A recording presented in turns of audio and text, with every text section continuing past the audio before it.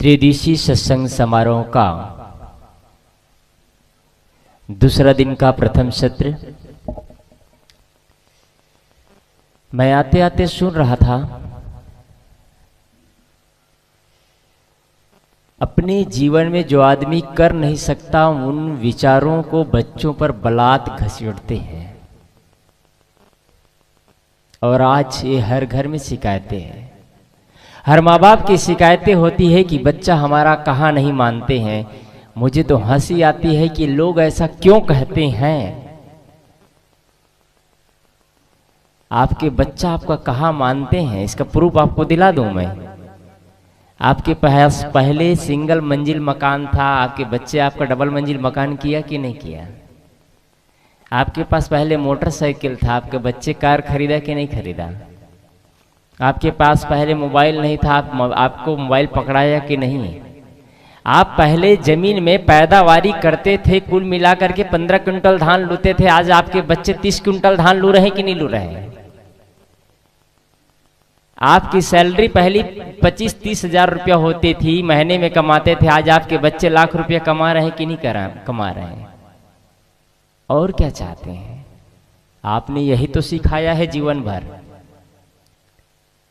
आपने यही तो सिखाया है जीवन भर, कैसे पैसा कमाना है, मकान बनाना है, घर बनाना है, दुकान बनाना है, कैसे नौकरी करना है, कैसे आगे बढ़ना है, मकान दुकान धंधा पानी के क्षेत्र में। यही तो जीवन भर आपने सिखाया है।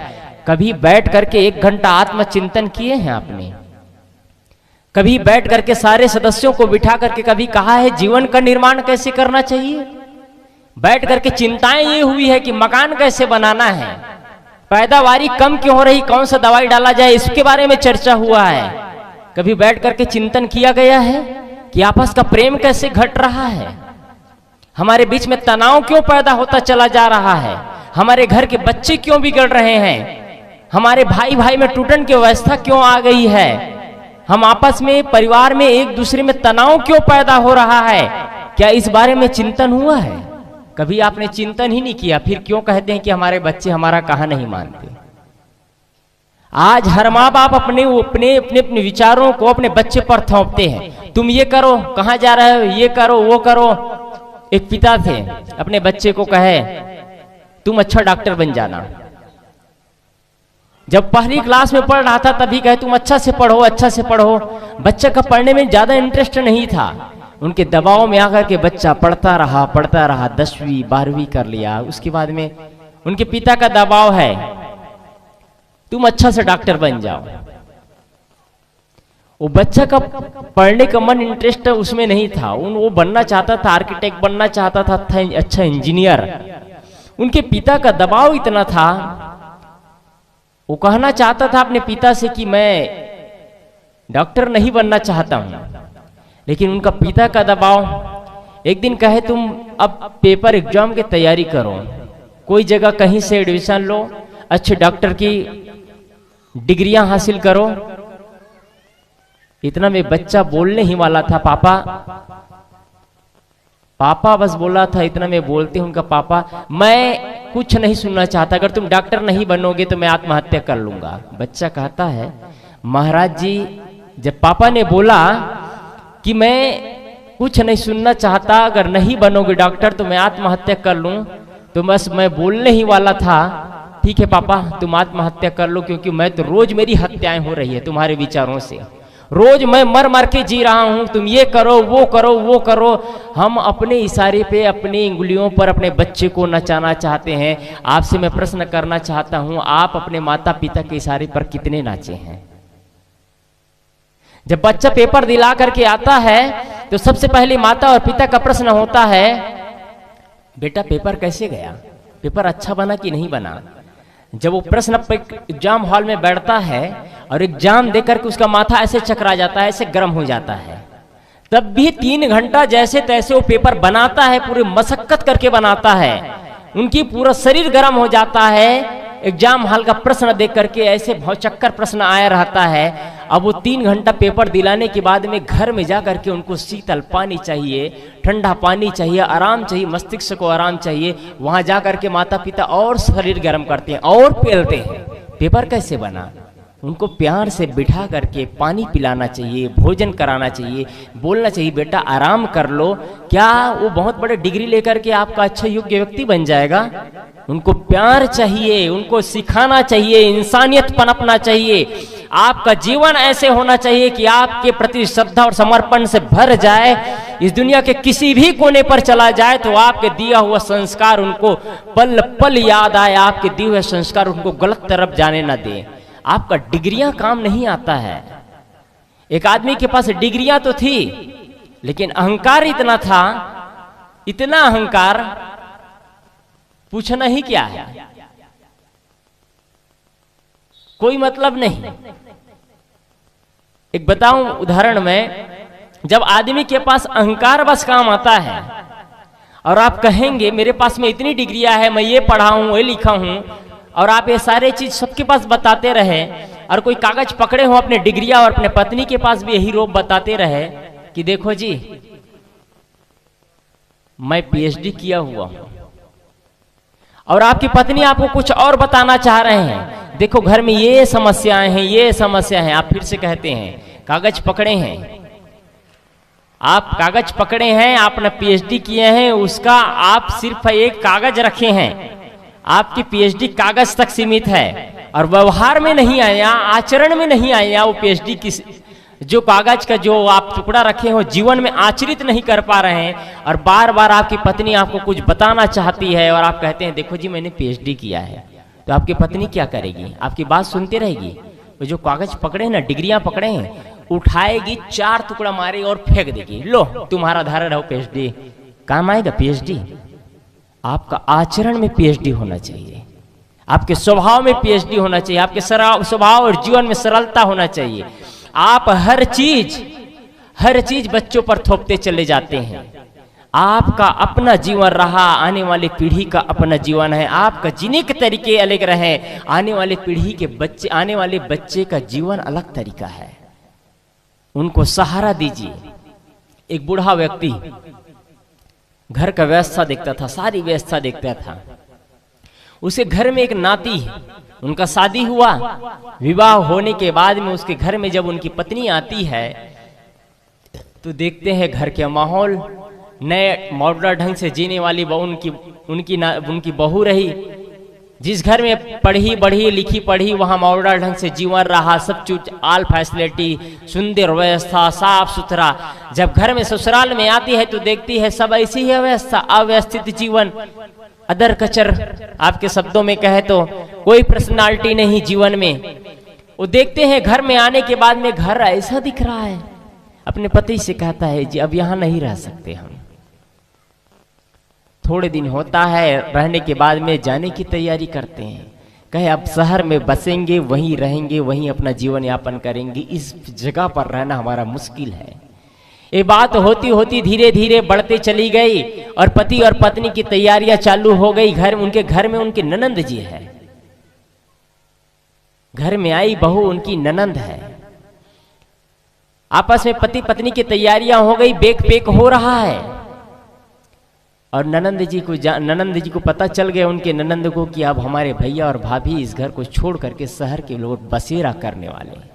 इतना में बात दादाजी घर का मुख्य है वो जान लेता है और जा करके जो उनकी ननंद है वो बताती है कि भैया और भाभी अब घर छोड़ करके शहर की तैयारियां कर रहे हैं दादाजी, क्योंकि वो घर में शहर में बसना चाहते हैं।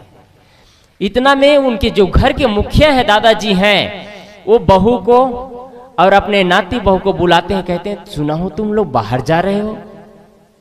बहू से पूछते हैं हाँ दादाजी, मुझे इस घर का सिस्टम, रंग रोगन, इस घर की फैसिलिटी मुझे थोड़ा अजीब लग रहा है, अटपटा लग रहा है, मैं थोड़ा से अच्छे ढंग से जीना चाहती हूँ।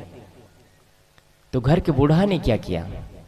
घर के बूढ़ा ने कहा बेटा तुम जो सोचते हो सब कुछ हो जाएगा, सब कुछ तो एक साथ नहीं हो सकता, लेकिन हम घर के कुछ सिस्टम को बदल सकते हैं। हमारे पास कुछ पैसा है, लाकर खोलता है, लाकर से 2-4 लाख रुपए उनके पास जो रहा वो निकालता है और अपने नाती और बहू के पास रख देता है। बेटा जितना तुम इससे संवार सकते हो घर को संवार लो, लेकिन घर को टूटने से बचा लेना। घर को टूटने से बचा लेना। एक बार यदि दिल में दरारें पड़ जाती है तो दरारें भरती नहीं है और दरारें बढ़ती चली जाती है। और आप हम क्या करते हैं, उनको जाना है तो चले जाए ना।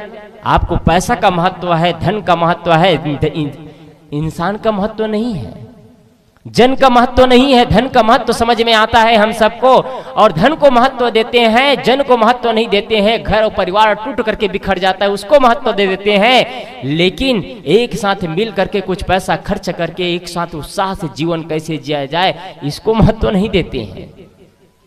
आपका जीवन कैसे भी जी लिए हो, लेकिन आपके आने वाली पीढ़ी को, नए जनरेशन को, नए टेक्नोलॉजी, नए दुनिया, नए अजनबी दुनिया है आज की दुनिया, उनको उनके ढंग से जीने के तरीके बताइए, उनको इनके ढंग से जीने का हौसला दीजिए।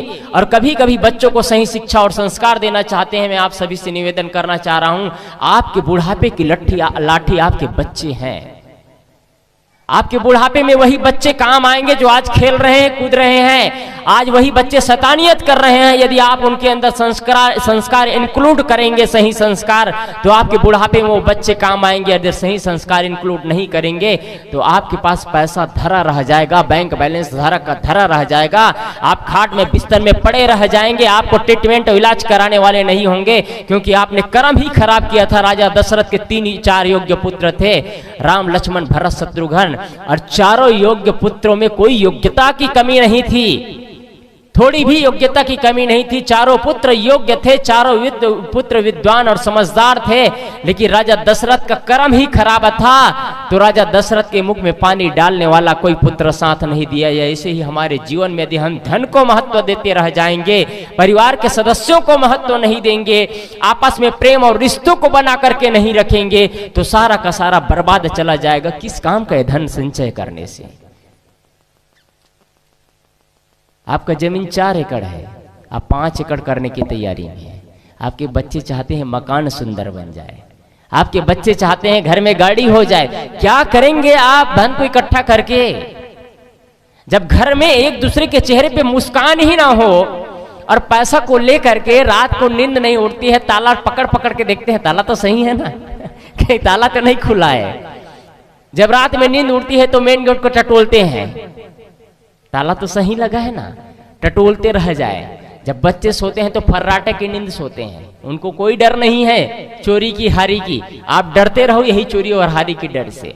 मैं आदमी बंधुओं आप सभी से कहना चाहता हूं कि आज के आने वाले पीढ़ी को अपनी जिंदगी जीने दीजिए, उनका हौसला बुलंद होने दीजिए। और संस्कार सही देना चाहते हैं तो कभी कभी बच्चों को अनाथालय में ले जाइए, दिखाइए वहां बच्चे कैसे माँ बाप के बिना तरसते हैं। जीवन में अस्त व्यस्त जीवन, बिना माँ बाप के प्यार के कैसे जीवन हो जाता है। कभी बच्चों को वृद्ध आश्रम में ले जाइए और वहां दिखाइए बिना बच्चे के माँ बाप कैसे तरसते हैं। और जिनके कोख में बच्चे नहीं उनसे पूछिए बच्चे का पीड़ा और बच्चे का दर्द क्या होता है। आप हर के कोख में बच्चा खिला है, आज बच्चों को संस्कार नहीं दे पा रहे हैं। बच्चे बीड़ी और सिगरेट, तंबाकू, गुटखा, बीड़ी से अन्य चीजों का सेवन कर रहा है, मदिरा का प्याला पी रहा है। आप भी मस्त है, गुटखा में गुलाल भरे हैं, मुंह में भरे हुए हैं गुटखा, लाल लाल गलगला रहे हैं, थूक रहे हैं। कितने साल से सत्संग सुनते हैं जी?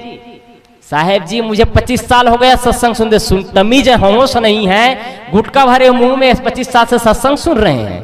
कौन सी सभ्यता सीखा आपने? जब घर में बोलते हैं तो तांडव मच जाता है। घर में आपसे बात नहीं करना चाहते हैं, घर में नफरतें के बीज बो करके रखे हैं। जैसे ही घर में प्रवेश करते हैं पत्नी अलग कमरे में चली जाती है, बच्चे अलग कमरा में चला जाता है। घर का माहौल अशांत करके रखे हैं। आपका माहौल ऐसा होना चाहिए, आपका वातावरण ऐसा होना चाहिए, आपका संस्कार ऐसा होना चाहिए। जैसे ही घर में पैर रखते हैं आपके बच्चे, आपके बहू, आपके बेटे, आपके नाती, आपके पोते, आपके माता पिता आपके पास आकर के बैठना चाहे, आपसे बात करना चाहे। हमने तो ऐसा बचा करके रखे हैं, अपने आप को शेर खां समझते हैं ना। क्या जिंदगी है ये?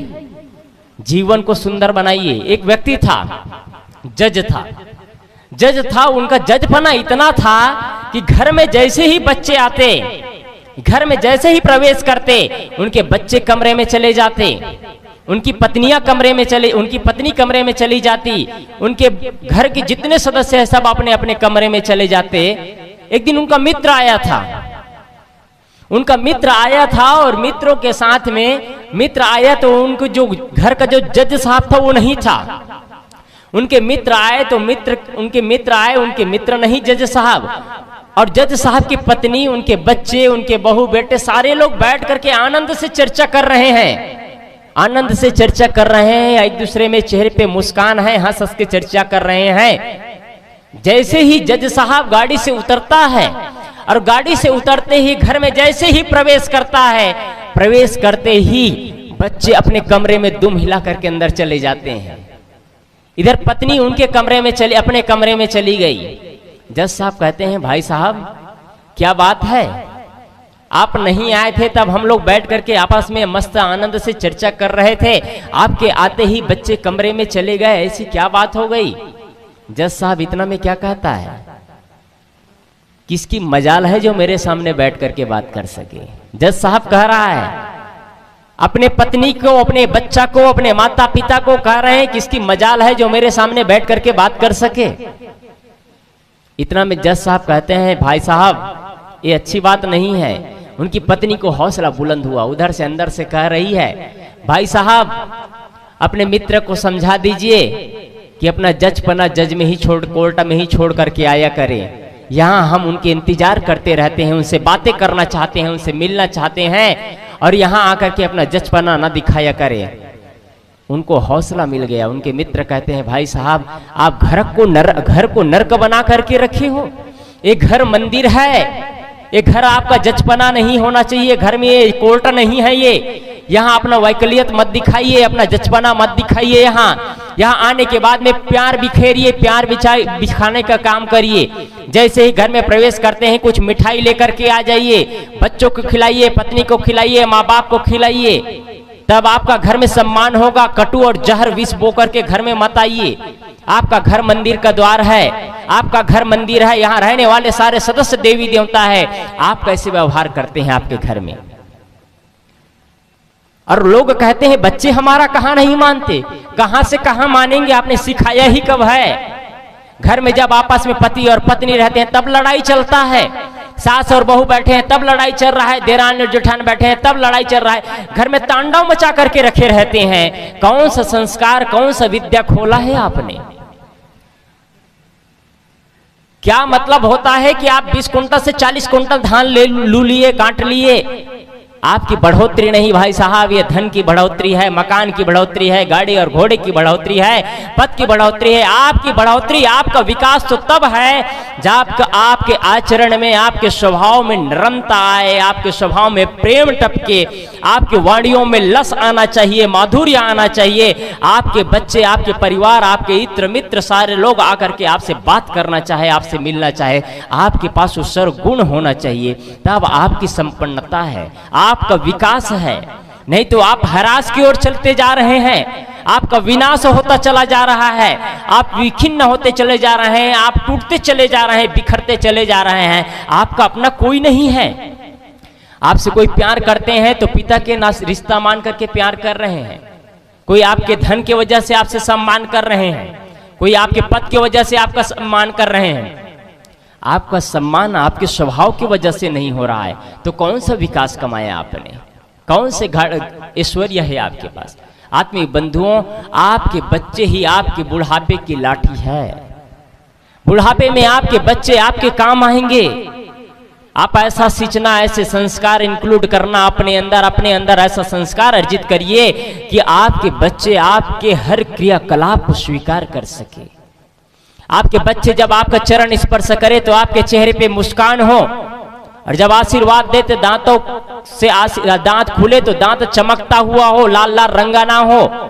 लाल लाल दांत रंगा है, गलगल गलगल थूक रहे हैं, आशीर्वाद भी दे रहे हैं, और धार्मिक भी बने हैं, सनातनी भी बना है, सुत उठ के पूजा पाठ भी कर लेते हैं, सुत उठ के कबीर का नाम जप तब भी कर लेते हैं, गायत्री जप भी कर लेते हैं, ओम नमः शिवाय का जप भी कर लेते हैं। ये सब ढूंढ काम नहीं आने वाला है जीवन में।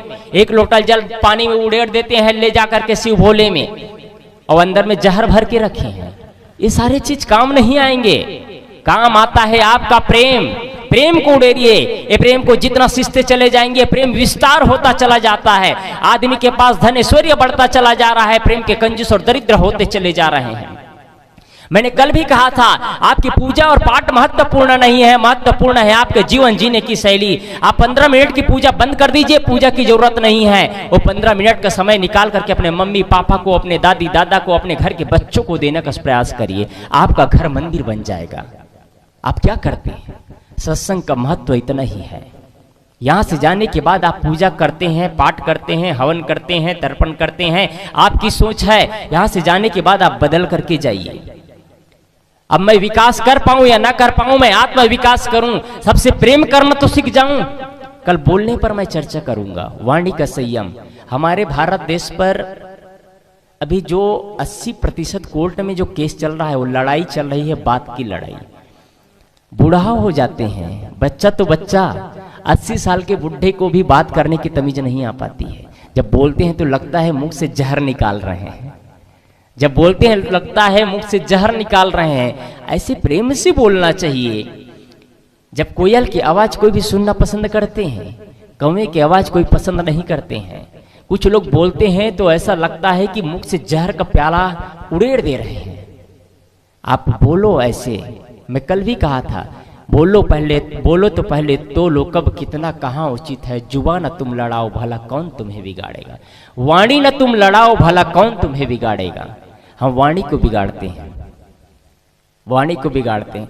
हमारे आंख 2 हैं, आंख सिर्फ देखते हैं, कान 2 है सिर्फ सुनते हैं, नाक 2 है सिर्फ सूंघते हैं, और जीभ 1 है, काम 3 है। उससे भोजन करते हैं, उससे रसपान करते हैं, उससे बोलते हैं। और वो भी ऐसा मुलायम जीभ है जो 2 दांतों के बीच में है, थोड़ी सी असावधानी हुई तो कट जाता है, पीस जाता है, और उस थोड़ी और असावधानी हुई तो गलत शब्द बोल दिया तो जीवन को भी चौपट कर जाता है। ये कब कैसे बोलना है सोच करके, वजन तौल करके बोलना, नहीं तो जीवन नरक बन जाएगा। एक बार द्रौपदी ने बोली थी कि अंधे के अंधे होते हैं, पूरा महाभारत युद्ध होता है। एक बार आप बोलते हैं, घर में तांडव मच जाता है, घर टूट करके बिखर जाता है। आत्मीय बंधुओं, बच्चों से प्रेम करना सीखे, मेरा विषय है संस्कार। इस पर और चर्चा होगी।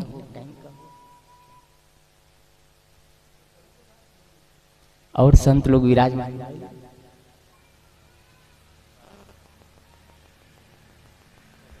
संत लोग और विराजमान है, इसलिए मैं टाइम देख रहा था। इसलिए मैं आप सभी से निवेदन करना चाहूंगा कि आपके बच्चे,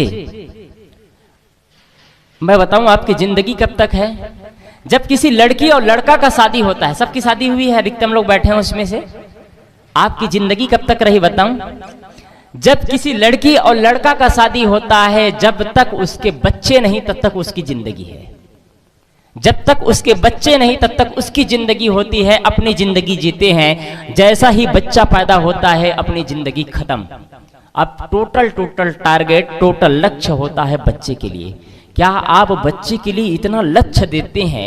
आपका उद्देश्य बच्चा है, आप बच्चे के लिए कमाते हैं, बच्चे की पढ़ाई सोचते हैं, बच्चे की लिखाई सोचते हैं, बच्चे का भविष्य सोचते हैं, सब कुछ आप बच्चे के लिए करते हैं। तो आप कभी बच्चे के लिए इतना सब सोचते हैं तो आपका कर्तव्य क्या बनता है? 24 घंटा में कम से कम 1 घंटा, आधा घंटा बच्चों को टाइम देना चाहिए कि नहीं? आज पैसा कमाने का जुनून इतना सवार होता है। एक उदाहरण बताऊं, अब याद है इधर, एक बच्चा था, 5वीं सुबह सुबह जब उड़ता तो बच्चा देखता है पापा ड्यूटी चले गए हैं।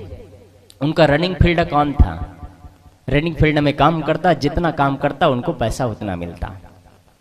जब बिस्तर से बच्चा उड़ता है 6-7 बजे तो पापा नहीं है, स्कूल चला जाता है, फिर आता है भोजन करता है, रात्रि में 8 बजे बच्चा सो जाता है। 5 साल का बच्चा है, 6 साल का बच्चा है। जब पापा रात्रि में आता है तो बच्चा सोया है, और जब बच्चा सुबह उड़ता है तो पापा ड्यूटी में चला गया है। एक दिन देखता है रविवार का दिन है, बच्चा स्कूल नहीं गया है, और रविवार के दिन भी पापा ड्यूटी जाते थे, लेकिन बच्चा तेज तर्रार था। एक दिन देखता है बच्चा आज है घर में, लेपी में काम कर रहा है, लैपटॉप में दौड़ करके आता है, आज बच्चा है, पापा है। पापा से पूछते हैं, पापा तुम एक दिन में कितने कमाते हो? आज के बच्चे गूगल बॉय है ना। पापा तुम एक दिन में कितने कमाते हो? पापा का उत्तर क्या है? मैं कितना कमाता हूँ इससे तुमको क्या कर रहे हैं? तुम्हारे सारी व्यवस्था मैं करता हूँ, भोजन चाहिए, कपड़े चाहिए, पैसे चाहिए, सारी व्यवस्था तो मैं करता हूँ, तुमको इससे क्या मतलब है? बच्चा चुप हो जाता है। थोड़ी देर बाद आकर के फिर से प्रश्न करता है। बच्चा को डांट दो, बच्चा पकड़ता नहीं है। इसलिए बच्चे की तरह निर्मल मन होना चाहिए। थोड़ा देर बाद आकर के बच्चा फिर से प्रश्न करता है, पापा एक दिन में, अच्छा ये बता दो पापा, एक घंटे में कितने कमाते हो? पिता का फिर से प्रश्न आता है, उत्तर, भाई कितना कमाओ, तुमको क्या करना है बेटा, ये तो बताओ, तुम क्यों पूछ रहे हो? अच्छा छोड़ो पापा, ये तो बता दो कि एक घंटे में कितने कमाते हो? पापा ने कहा, मैं एक घंटा में 200 रुपया कमाता हूं। बच्चा थोड़ा देर बाद आता है और कहते हैं, पापा मुझे 100 रुपये की जरूरत है, दोगे क्या? फिर से पिता का उत्तर है, तुम पैसों की क्या करोगे, मैं तुम्हारी सारी व्यवस्था करता हूं, जो खाना है, जो पीना है, कपड़े चाहिए, फीस चाहिए, सारी व्यवस्था मैं करता हूं, तुम पैसा का क्या करोगे? बच्चा फिर चला जाता है। थोड़ी देर बाद उनके पापा को लगता है, आखिर बच्चा पैसा क्यों मांग रहा था, इनको क्या बात है? थोड़ी देर बाद बुला करके 100 रुपये निकाल करके देता है। बच्चा खुशी से दौड़ झूम उड़ता है और दौड़ करके जाता है और बिस्तर पलट करके रखता है। वहां पर देखता है उनके पापा रेडी, उनके पास 100 रुपया, 200 रुपया हो गया। पिता इतना में प्रश्न करता है, बेटा तुम्हारे पास ऑलरेडी 100 रुपया है और 100 रुपया तुमने मेरे से और क्यों मांगा? पापा बताता हूं ना। वो 200 रुपया निकाल करके अपने पापा को देता है और पापा से कहता है, पापा मैं आज आपका 1 घंटा खरीदना चाहता हूं, मैं आपका 1 घंटा खरीदना चाहता हूं, आपके साथ बैठ करके मैं लंच करना चाहता हूं। मैं ना जाने कब से आपके साथ बैठ करके लंच किया है, 1 घंटा खरीदना चाहता हूं, आपके साथ बैठ करके लंच करना चाहता हूं। पापा के आंखों में गंगा और जमुना की धारा बहना शुरू हो जाता है और बच्चे को अपने सीना से लगा लेता है। क्या आपके पास समय है? समझता हूं मैं, सब लोग बच्चे के साथ भोजन करते हैं, लेकिन एक ऐसा भी समय होना चाहिए जहां बैठ करके आप उनके जीवन निर्माण की चर्चा करो कि बड़ों का सम्मान कैसे किया जाता है, जीवन को कैसे सींचा जाता है, जीवन को कैसे संवारा जाता है, क्या खाना चाहिए, क्या पीना चाहिए, किसके साथ किसके कैसे मित्र होना चाहिए, कैसे बोलना चाहिए, कैसे चलना चाहिए। ये जीवन का निर्माण है। डिग्रियां जीवन के निर्माण नहीं, डिग्रियां तो आता है चला जाता है। आज तो डिग्रियां पैसों से भी बिकता है। पैसा जमा करो डिग्रियां मिल जाती है, पैसा जमा करो पद मिल जाता है, मेले का पद पैसा से मिल जाता है, मुख्यमंत्री पैसे के पास से बन जाता है। कौन सी योग्यता है मुख्यमंत्री के पास? डिग्रियां हैं उनके पास, जाकर के पूछिएगा। आईपीएस अफसर बनने के लिए मेहनत चाहिए और पैसा ना हो तो कोई मुख्यमंत्री नहीं बन सकता है। आईपीएस अफसर भी मुख्यमंत्री नहीं बन सकता पैसा है पर भी, लेकिन पैसा है, थोड़ी दिमाग है तो आप पैसा बांट करके लोगों को आपको खरीद सकते हैं। सब बिकने वाले बैठे रहते हैं, कोई बिरला बिरला होता है योद्धा जो बिकता नहीं है पैसा से, और आप में से उनमें उसमें हो तो बहुत बहुत धन्य के पात्र हैं। निताज गांव गांव के हर व्यक्ति बिक रहा है। कोई प्याला में बिकता है, मदिरालय के प्याला में, तो कोई गिलास में, तो कोई कप प्लेट में, तो कोई फोड़ा में, तो कोई और चीज में बिक रहा है। बिक तो सब रहे हैं, क्योंकि सब अपने स्वभाव को, अपने आप को बेच रहे हैं, अपने आप को कहीं ना कहीं बेच रहे हैं। इसलिए आत्मीय बंधुओं, आप सभी से निवेदन है, आपका जीवन सुंदर होना चाहिए, आपका व्यक्तित्व का निर्माण ऐसा होना चाहिए, इतना गंभीर और व्यक्तित्वशाली कि आपके बच्चे आपका अदब कर सके, आपके बच्चा आपके प्रति श्रद्धा से झुक सके, आपके बच्चे आपके पास समर्पण से झुक सके और आपका सलाम कर सके, पल पल याद करे। आपका दिया हुआ संस्कार कभी मदिरालय की तरफ उनका पैर न बढ़ने पाए, ये संस्कार आप अपने बच्चे को दीजिए, सुंदर जीवन का निर्माण करें। बस इतना ही कहकर अपनी वाणी को मैं विराम देता हूँ। बोलिए सद्गुरुदेव की।